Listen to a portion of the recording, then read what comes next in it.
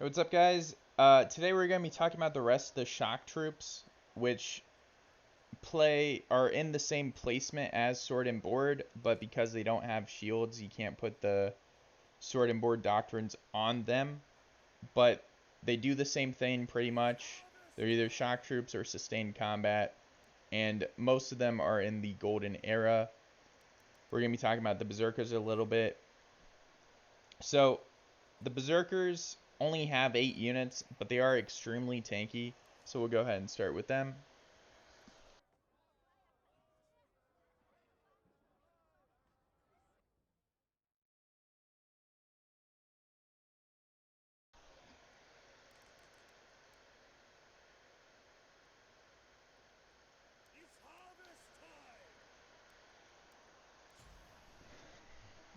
So the berserkers you can get, they're the heroic era from season 7, the Viking season. Now, these guys are kind of weird. They only have 8 units. They're really aggressive. So they don't follow orders very well, and they have this rage bar. So the best combo to do is when the unit's close, is charge them in, and once they attack, they'll start getting that rage bar up. You want to get it high enough to hit their 3 ability, which is their frenzy, which means they'll do a lot of damage, but you can't control them in any way, shape, or form while they're in frenzy mode. Because there's only 8 of them, they're actually ideal for attacking cities because you can climb up the ladders very quickly. And even though there's only 8, they're still as effective as the other heroic era troops with 20 to 30 guys. So just being, they do decent damage. You're seeing 2k to 3k ticks. Their 2 ability you can pop, it'll take some of their rage, and it'll slice and dice. The cooldown on that is very quick. So if you want to still be able to control your unit, but you want to use your rage bar, you can hit the 2 ability. They are very tanky, but weak to piercing damage, which means pikes are going to be their enemy, along with ranged units like archers, muskets, and crossbows. But as you can see, the 2 abilities pretty good here. Does a lot of damage, and you can cycle through it pretty quickly. The best way to use them is look for a giant death ball where people aren't paying attention or there isn't really a good counter for them, and you charge them in and press their frenzy, and they'll wipe whatever is there. So using this skill, they'll gain some health. The unit inflicts 50% more damage. It says it takes 50% more damage, but I don't believe that's the case. I think that's actually a translation error, and it means they take 50% less damage. I could be wrong on that, though. And it's immune to crowd control. So when they're in the frenzy stage, you can't control them for 5 seconds, but they're immune to CC, which means they can't be knocked down by things like hero CC or an Imperial Pike walk.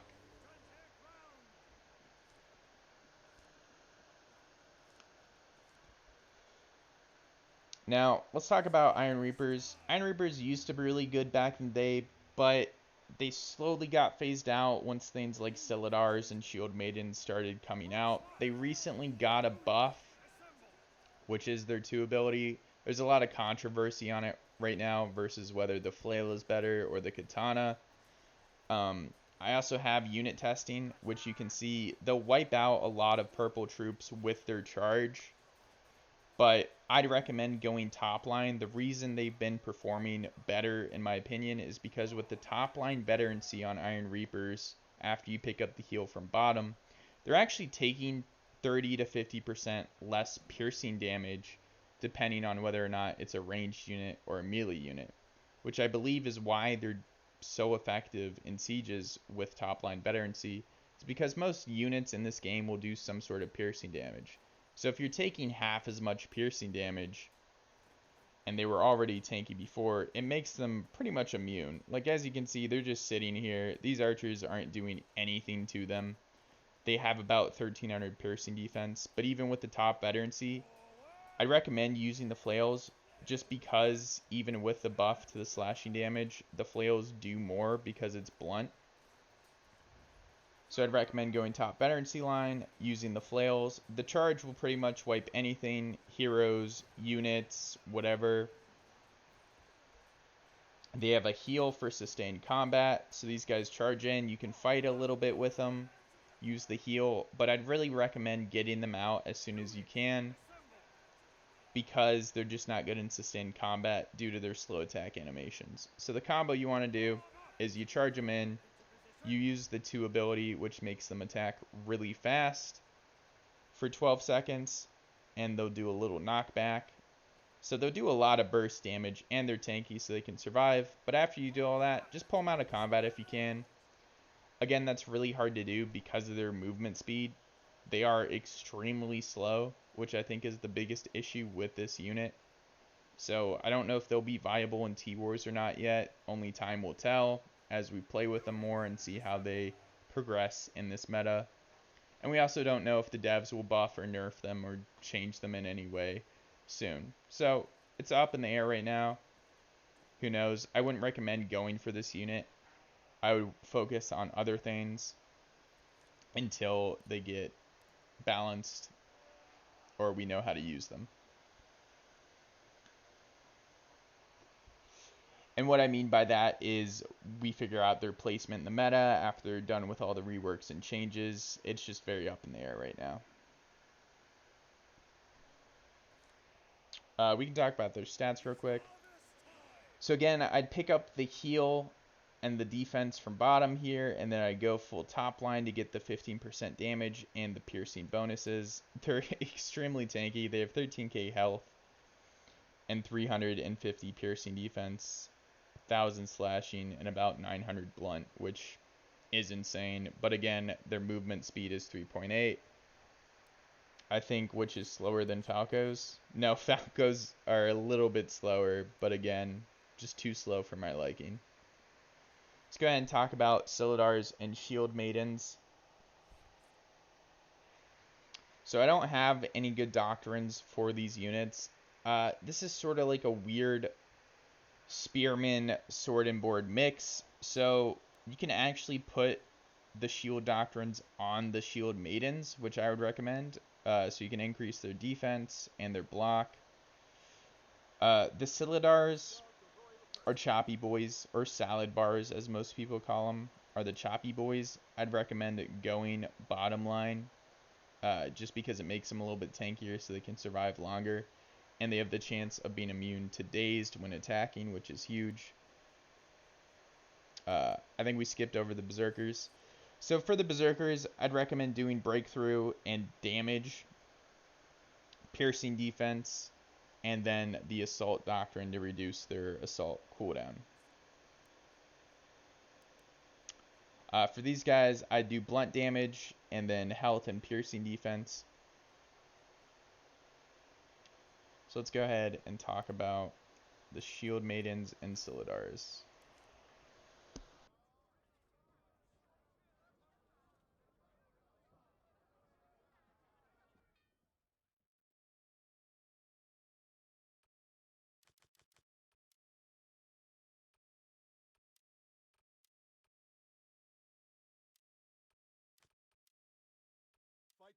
Let's go ahead and start with the Silidars.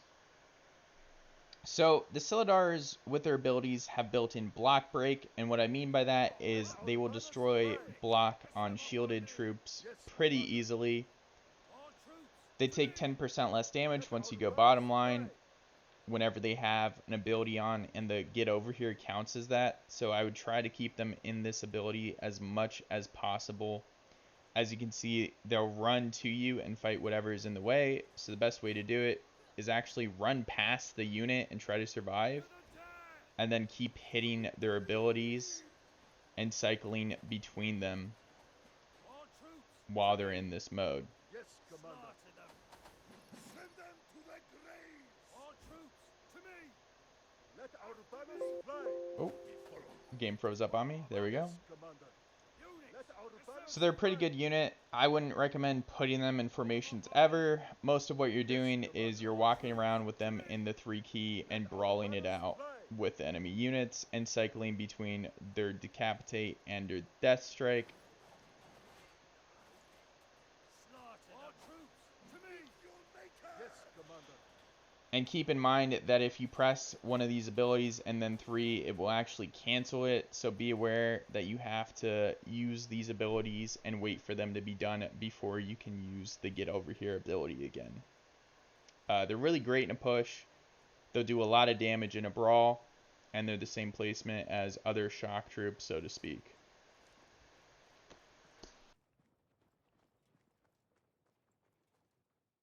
And again, I recommend doing the 2 doctrines you get from the seasonal challenges for them, and then slashing damage and pen and piercing defense, all that good stuff.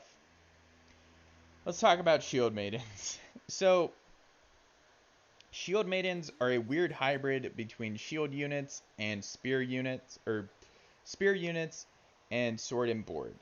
Now, there's a lot of abilities between them and a lot of microing involved, so this is a unit that's going to take a lot of practice to get good with.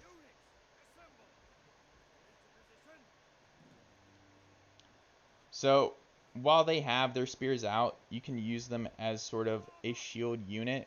You have the shield wall that you can use, and you have the shield Tron. Now again, these are pretty effective, but I don't think as effective as your other shield units, like the Imperial Spear Guard, just because the Imperial Spear Guard is really tanky. But again, these do lots of damage, so they're sort of like upgraded stalwarts in a way, minus the advance. So if you're just trying to cover something really quick, you can swap those spears. They'll survive cav charges for the most part, and they'll be pretty effective against it. The abilities they have are Cover Commander. I'd recommend mainly using this troop as a shock troop, and what I mean by that is you're in there brawling with Cover Commander on, and you're using the Guardian. So the Guardian is kind of hard to aim with the way it works on the arrows. It doesn't tell you exactly where they go, unlike the shield walls or their other formations. You're mainly just using it to get the defensive buff and then switching them back to Cover Commander.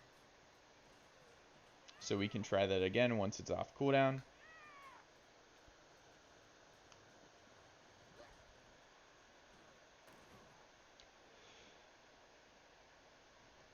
So here, let's get some units and we'll show that gameplay. If they'll spawn. Hello? There we go. So again, you're mainly keeping them in Cover Commander. You're going to use this ability to just get the defensive bonus you can see right here, and then swapping them back to Cover Commander. They'll keep the bonus while they're in Cover Commander, so it's really good to do that before you get engaged in a brawl. Now, you can swap between the spears and the swords with this ability. It's on a 5-second cooldown. Keep in mind when you switch back that the cooldown for these won't refresh. Cover Commander you can swap to at any moment, but the Guardian will still have a cooldown. Now, with the Freya's charge, you can only do it while they have their spears out. So you can charge in.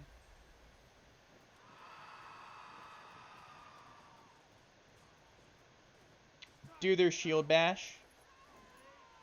Then once that's done, swap back to the spears and use the Cover Commander.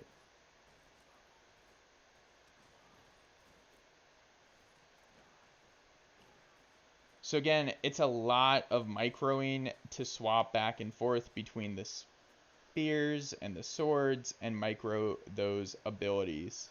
There's a lot of different combos you can do with it. I prefer the charge, shield bash, and then go in with Cover Commander.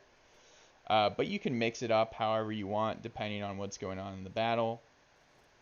And again, I would recommend trying to put the Spearman Doctrines on them for the heal and the defensive bonuses. But again, this is a unit that's going to be hard to get to and hard to master. But they are extremely effective in T-Wars and in matches once you get used to them. And they're fun.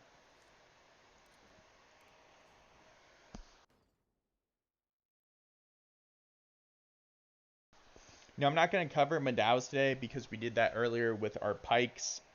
But again, that's sort of a weird one. That's a pike and shock troop mix. You can use them as both. A pike if you keep them in the one stance, and then a shock troop if you cycle between the 2 and 3 abilities. I think that's it for the shock troop units. The gray hairs we can cover. I think we did it with the shields. They're sort of a weird mix as well. So then they're in the same boat as the shield maidens in the case that they have more than one weapon, and they can play different roles as a shock troop or as a shielded unit. Well, thanks for tuning in. I hope this overview helped you guys on what veterancy lines to go for and how the unit plays a little bit. Again, I'd recommend going into unit training and training battles and testing out for yourself to see how they play, if it matches your play style, and experimenting a little bit with it to get used to the unit before bringing them to real matches. So I went bottom line for my veterancy on the shield maidens. I've heard both are good. It depends on what you prefer, whether you're using them with their swords more or their spears. I think it's an either or situation. You want to go bottom for the Silidars, and then bottom and top for the Reapers. And then the Berserkers, I'd recommend going top all the way because they get the extra hit and they get a little bit extra health when the Frenzy finishes.